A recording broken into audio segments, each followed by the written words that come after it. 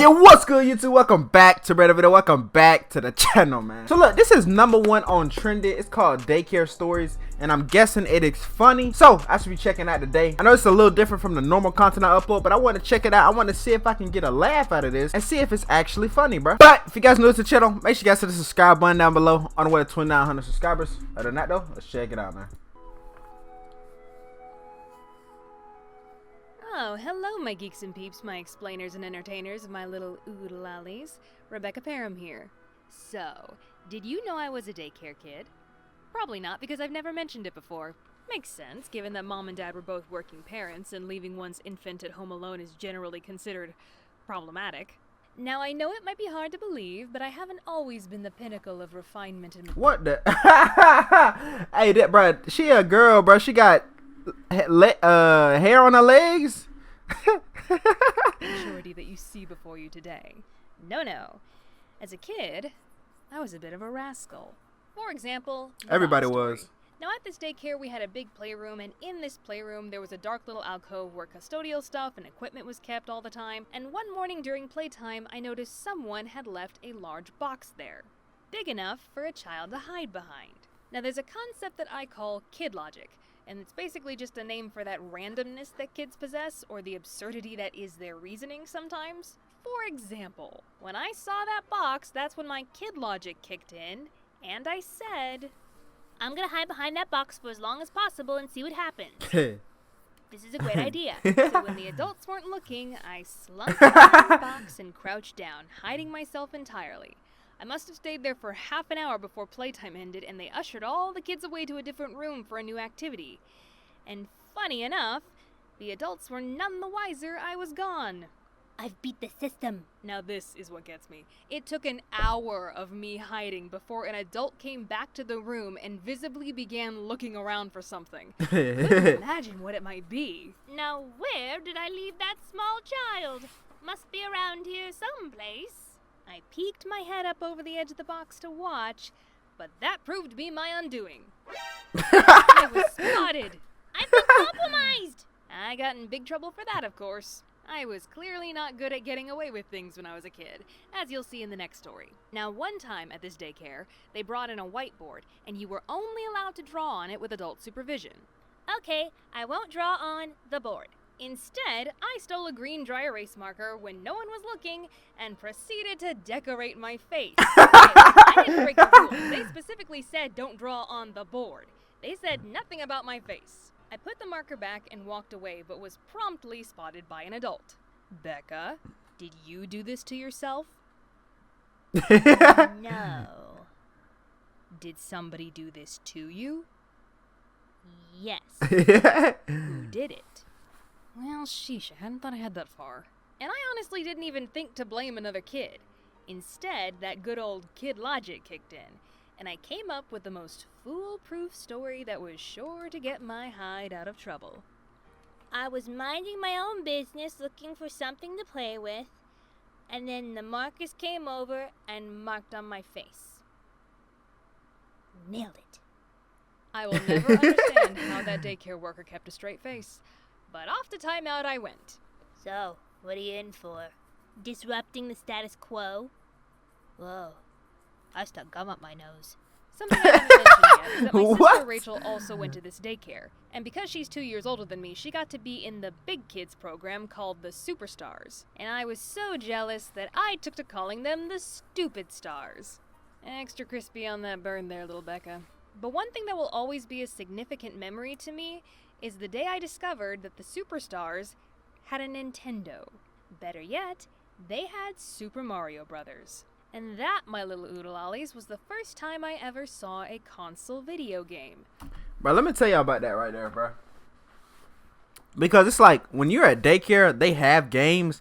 But, bro, I used to not want to touch them because they would always be, like, filled with, like, boogers on them, doo-doo stains on the controller, because all the kids will touch them and all the kids would be disgusting. Y'all don't remember when y'all used to saw those kids like that was at the daycare? They would just have mad boogers at the edge of their nose, like it could just come out at any time, bro. Oh my gosh, I used to be disgusting, bro. I'm so glad my mom, my dad ain't never let me walk around with that mess in my nose. That is so disgusting, bro. Like, so disgusting. I thought I was looking at magic. And that became the only thing I ever wanted to do at playtime, was go over to the big kid area and watch them play Super Mario Brothers. Don't you dare tell me that gamers aren't real entertainers. I was watching people play video games long before the Appliers and Septiceyes and D-Pies of the world made it a thing. But when playtime was over, the daycare staff had to pry me away, kicking and screaming from that TV set. One day, however, I came up with a brilliant idea. When they pulled me away from the big kids corner and sat me down with the other little kids, I proceeded to scream and cry that I miss my big sister, and nothing was gonna console me except being allowed to be with her in the big kid area. I guess the adults didn't know what else to do, so they actually let me go back over. Holy Crayola, that actually worked. Sure enough, I made a beeline for the Nintendo. Screw you, sis, I got video games to observe. It didn't take long for an adult to catch on, and I was eventually pulled away again. When I tried the same shtick, they gently said, Becca, you say you miss your sister, but every time you go over there, you just watch them play video games. Caught in a lie. Had me there. Not gonna lie, that's a pretty solid accusation. All right, grown-up, I'll concede to you this time. But one day, I'll be grown-up, and I'll watch all the video games I want. Don't you mean play them? No. Now I've saved the best story for last. Even I when I gotta started hear it. kindergarten, there was no escaping this daycare. Because one of the services they provided was picking up children from my elementary school and taking them back to the daycare where the parents could pick them up later. So every day, I didn't get picked up by a parent or get on a normal yellow school bus.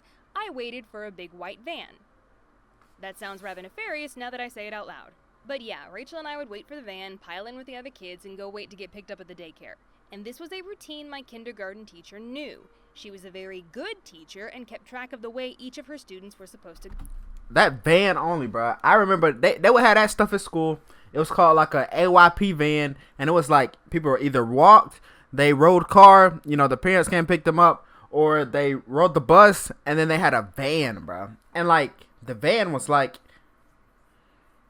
it would go further. Like it would go like it was like not a bus route thing, but it would go further. Like Go home. So she would make sure I got in that van. Well, I was getting a little bored of the routine. And here's good old kid logic again, because many of my classmates would get to walk home. And for some reason, I decided that was the cool thing to do. I aspired to walk home. But that wasn't gonna happen with Miss Responsibility Pants botching my whole operation. So like the little devil I was, I waited until we had a substitute teacher. Alright, here's your evil genius learner's permit, kiddo. When school ended that day, instead of getting into the daycare van, I hid behind a brick pillar and waited for the van to leave without me. Funny how my sister never said anything. She must have been like, alright, I guess she died. Bro, she was As soon as the bad, van bro. left, I headed off on foot. My house was within walking distance, only about a mile away. But I began to think as I walked that no one was actually going to be at the house, and I had no way of getting inside. Probably should have thought of that before. So instead of walking home, I made the executive decision to walk to the daycare instead. Now, I knew what I was doing was against the rules, because every single time I saw a white vehicle of any sort coming in the distance, I would duck behind a tree as fast as I could.